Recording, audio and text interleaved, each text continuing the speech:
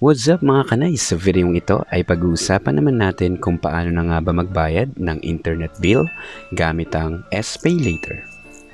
Kung bago ka pa lang sa channel na ito and you're into tutorial and informational videos, please like, share, and subscribe lang kanays. Sobrang ma-appreciate ko yung pag-subscribe ninyo sa ating channel and makakasigurado ka na marami pa tayong upcoming videos na gaya nito na aking i-upload this coming days. Going back sa ating topic for this video, once na ma-open nyo na ang inyong Shopee account, ay itap nyo lang ang Me icon sa lower right part ng screen. Then itap ang Load Bills and Travel. May instances na meron silang ino-offer na voucher gaya nitong 20 pesos off voucher na pwedeng gamitin to lessen your bill. Tap mo lang yung Use.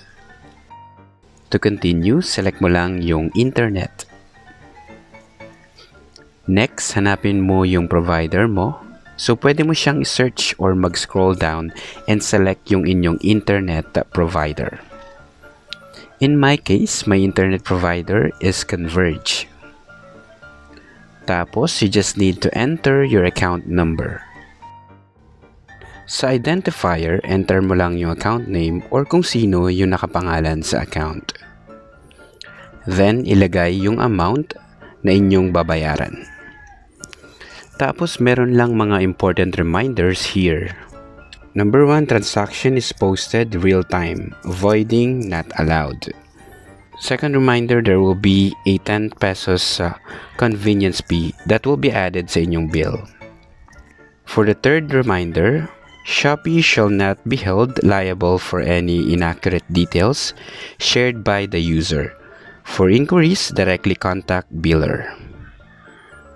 The fourth one, only relay accurate details. If a mistake was made, user is responsible for contacting biller.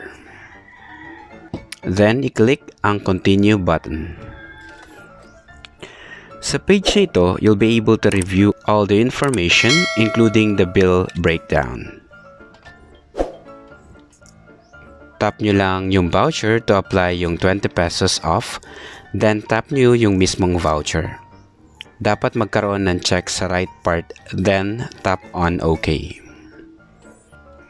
Sa payment option, it should be SPay Later.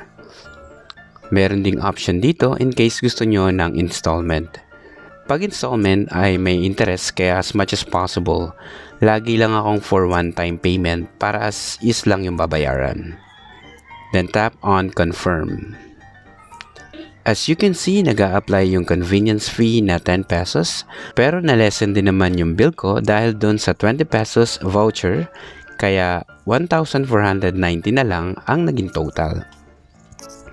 Tapos i-click nyo lang yung Pay Now. You'll see payment successful, then ito yung next page. Tapos you can tap on View Order Details to see the transaction details which includes the order ID. After a few minutes, na-receive ko na rin agad yung email receipt from Converge confirming na successful na yung payment. So that's it mga kanays, we're done with the latest procedures on how to pay your internet bill using SPay Later. If you find this video helpful, please subscribe. Maraming salamat sa panonood. See you on our next video.